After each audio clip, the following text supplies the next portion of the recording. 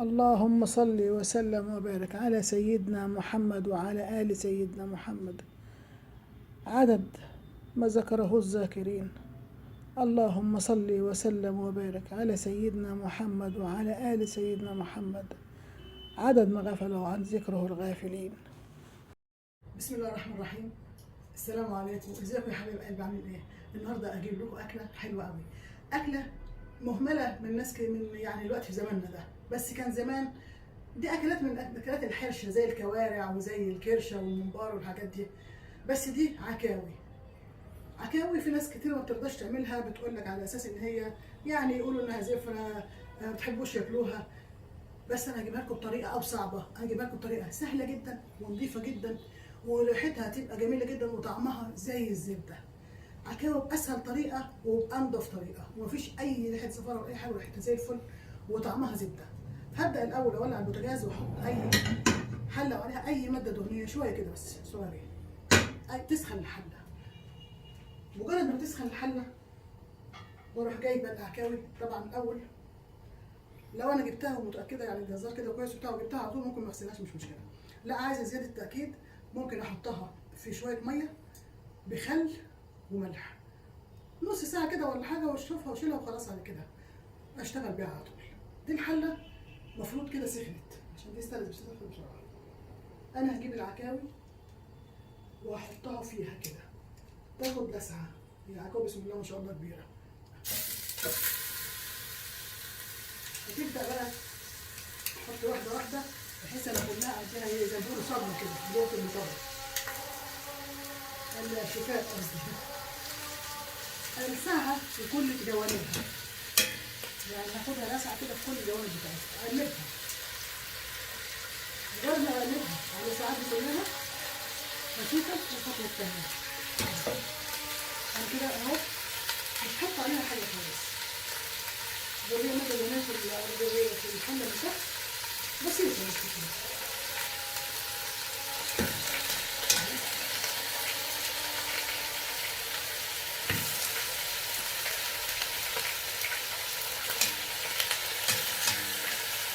كده هستمر معاها دول لغايه لما يقلبوا الفراخ عاملين الجزء اللي تحت، وبعدين اقلبهم على كل الجوانب تلسع من كل جوانبها، تتلسع كده تتحمر وتتلسع زي كل شويها يعني. مجرد ما تخلص بقى التقليب والحاجات دي هقول لكم المرحله الجايه ان شاء الله. شويه ملح بقى كده. هنا في الورق استخدمت الورق ده، لو انت بتحب الفلفل الاسود حطي، بس حطي كده ملح بس، هو الفلفل الاسود كده ملح عليها بس. وهتستمري معاها في التقليب، تستنى عليها شويه وتبداي تستمري تقلبي لغايه ما تيجي انها كلها خدت لسعه منها. في كده هو لسه مدتها قليله بس لا لسه لما تسخن هتلاقي بس بسيطه قوي. بس لسه اللون بتاعها هيبدا يتغير كتير، بس هي مش هتاخد مره على كده. هنسيبها فتره وهنقلبها من كل الجوانب بتاعتها. يعني انا جنب اهو هنبدا برضه نشوف ان احنا الثانيه دي جنب اهو دي راجل بسيطه اهو بدات تاخد لون الاحمر واللون الاحمر بتاعها ده يمشي اهو كده. دي راجل بسيطه الاول نقلب كمان ونص شويه في الحله كده اهو. هتبداي انت تغمري في كده واحده واحده، واما يطلع الجزء لو عندك ثانيه، لما يطلع الجزء ده هتحطي ثاني غيره لغايه ما تخلصي كميه العصير اللي عندك كمان.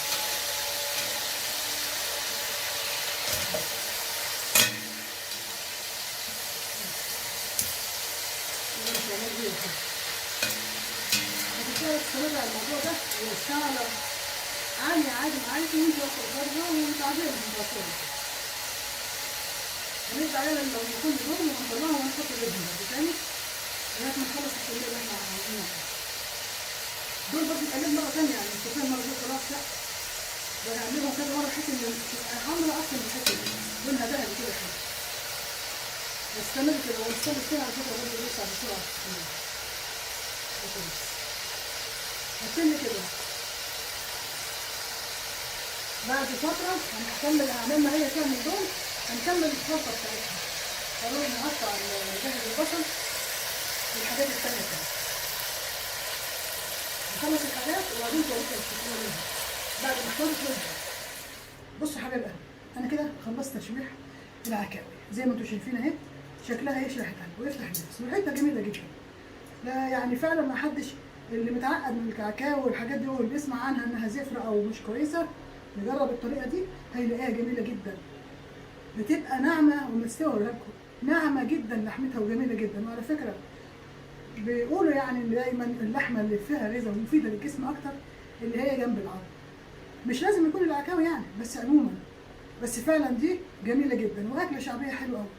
الناس بتخاف تعملها بس عشان يقول لك ريحتها وحشة، بتبقى زفرة مش حلوة.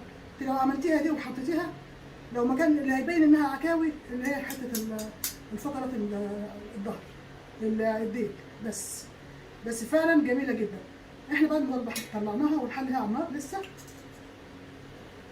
مطرح العكاوي هنعمل ايه؟ نجيب كمية بصل كبيرة وتقطيع كبير زي ما انت شايف كده، ما نقطعش صغير، تقطيع كبير. ولو عندك بصل الكوارم الصغير ده حطي منه، مش لازم تبقى تقطيع حاجة. كده احنا هنمسك دول،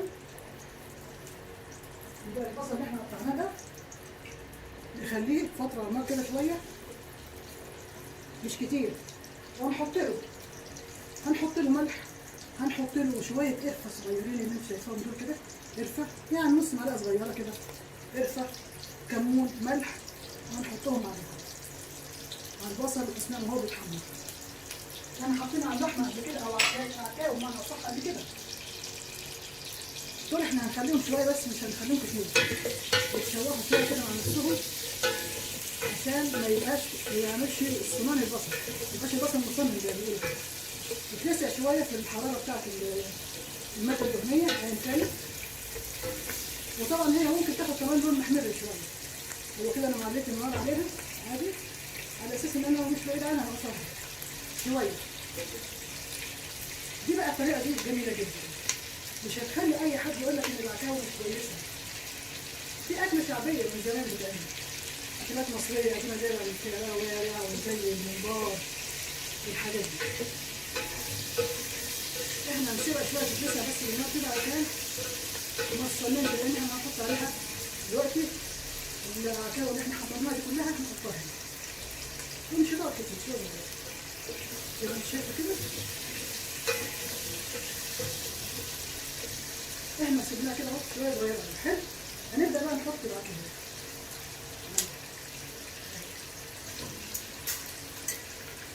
ما شاء الله الحتة الكبيرة دي اللي هي قدام فوق خالص أول الديل. وطبعا العكاوي دي ديل البقرة أو ديل الجاموسة بتجيبها من عند الجزار. اللي عايز يجيب كيلو مثلا عكاوي زي ما انت عايز تجيب كيلو. كنت بسمع كله بالديل بس ما حدش بيعمل كده. كله بيعمل كده. هتحطيها مع الحاجات دي كلها. لأن دي مرحلة السوا، في بعد كده مرحلة تانية تضيف عليها حاجات تانية بقى تبقى أكلة محترمة جدا جميلة. وعلى فكرة ناس كتير قوي بتعرف العكاوي، بس ناس مرضى كتير تانية بتخاف من زفارتها وريحتها.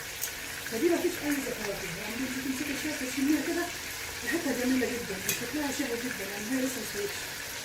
طبعا بتاعت الشكلها كده تحسيها هي طعمها جميل، عايزة تاكليها وهي لسه نية. طبعا هي مش نية قوي يعني، لأن العظم بدأ يمشي شوية من اللحم بدأ يبعد عن العظم. يعني كده من أخد بالي من السوا. من كل بدأ العظم اللحم يكش شوية عن زي كده. دي كده مثلا اهو بدأ اللحم يكش شوية كده. رجعت شوية، دي بتعرف إنها دخلت مرحلة سوا، يعني بيحب اللحم والشواحة ممكن يكون تمشي معاه. بس إحنا طبعا كعرب دايما بنحب اللحم السوا بس. ما نحبهاش نص سوا، تكون لونها رايق شوية.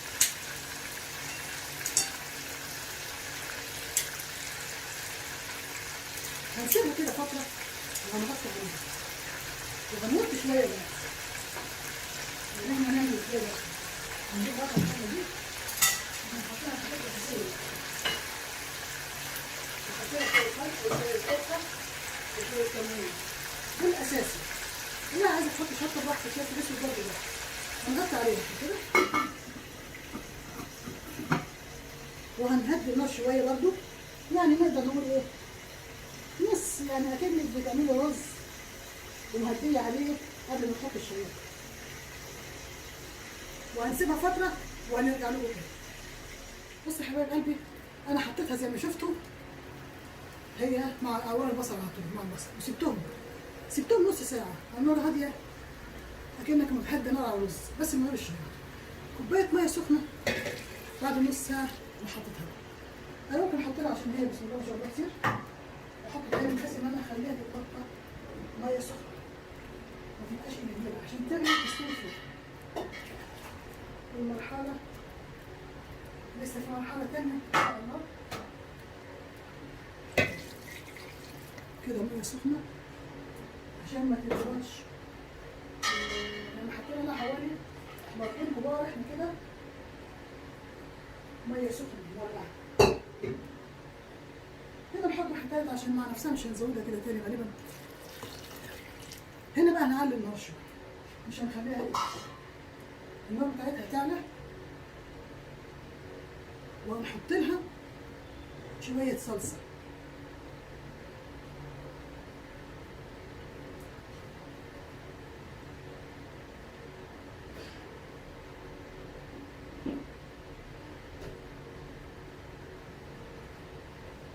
كده احنا بعد ما حطيناها على النار مع البصله بس من غير اي حاجه نص ساعه، النار هاديه جدا، حطينا لها ميه سخنه، وطبعا كنا حاطين عليها ملح وكمون، ولو عايزه فلفل اسود حطي، حاطين شويه قرفه نص معلقه صغيره، هنحط صلصه عليها، وبعد كده هنسيبها تكمل السوا. هي كده على فكره استوت كتير، هتكمل السوا. احنا ممكن نطلع منها دلوقتي ونشوفها وصلت مرحله قد ايه السوا بتاعتها. كده هستنى عليها شويه صلصه اهي، ممكن احط لها كمان شويه لان احنا هنحط عليها كمان بطاطس تبقى وجبه متكامله. كده هتستوي وتكمل سواها. لو ان انا والله طالعه في دماغي اطلع حته كده واشوفها وصلت لغايه فين السوا بتاعها. شوفها كده وصلت لغايه فين سواها. هي بقى نص ساعه ده غير التشويحه، يعني خدت شوط كويس في وقت كبير في السوا. النار النار كانت هاديه يعني. شفتي بتستعمل ازاي؟ بتمشي فيها اهي بسهوله، رغم ان هي عظمه فيها عظميه اهي بتمشي بسهوله اهي، يعني ممكن كده تتاكل اهي. بس انا هاخدها كام غلوه واحط لها كمان باقي الحاجات بتاعتها اهي. هسيبها شويه كمان عشان هي يفضل تكون زي الزبده، وانا بحب الحاجات مستويه قوي. احنا كده حطينا لها الاول ملح وقرفه وكمون مع البصل وسيبناها نص ساعه، شربت الميه والبصل نزلوا ميتهم وشربوها. قبل ما تنشف حطينا لها ميه سخنه وحطينا لها صلصه، نسيبها نقول ربع ساعه كده ونرجع لها تاني وهنشوف لها بعد ربع ساعه سواها ايه. بص يا حبايبي زي ما قلت لكم سبتوها بالصلصه ربع ساعه، بعد ربع ساعه مجهزه البطاطس مقطعاها، وطبعا تقطيع كبير شويه مش زي الصغير. بطاطس كتير.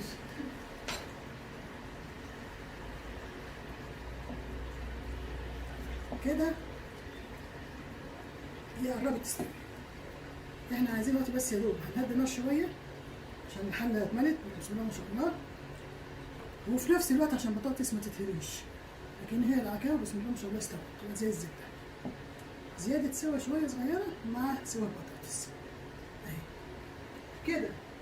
لغايه ما تغلي ههدي عليها النار عشان البطاطس تستوي براحتها بالراحه،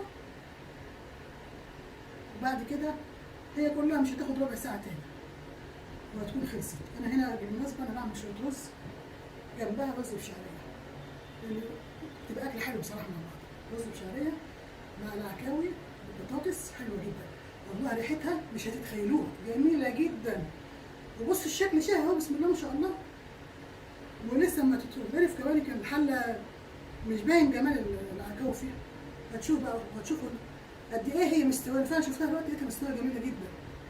هسيبها بس ربع ساعه تاني كده ولا تلت ساعه لغايه بس البطاطس ما تبدا تستوي. البطاطس ما تاخدش معاها كتير. وهرجع لكم تاني يا حبايبي وهغرف لكم واوريكم الرز مع العكاوي. اكله جميله جدا.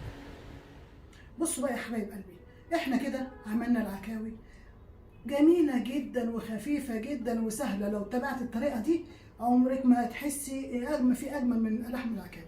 ناعمه جدا وسهله على المعده.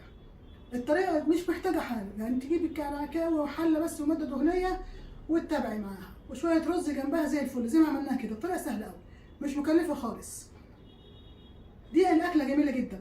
العكاوي دي في ناس كتير قوي بتخاف تقرب منها او تاكلها عشان تقول لك بتبقى زفره ومش حلوه. لا والله جميله جدا، والله جربوها وهتدعوا لي. في اكلات كتير قوي عندنا يا مصريين شعبيه مهمله ما حدش بيعملها، وبالذات الاجيال الجديده ما بتعملش الاكلات الجديده. يعني كل الحاجات الشعبيه بتاعتنا دي ما حدش بيقرب عليها. في اكلات كتير قوي ان شاء الله مصريين مشهورين بيها، اكلات شعبيه كل شويه اعمل لكم اكله منها. النهارده العكاوي عملناها، جربي الطريقه دي وهتعجبك قوي.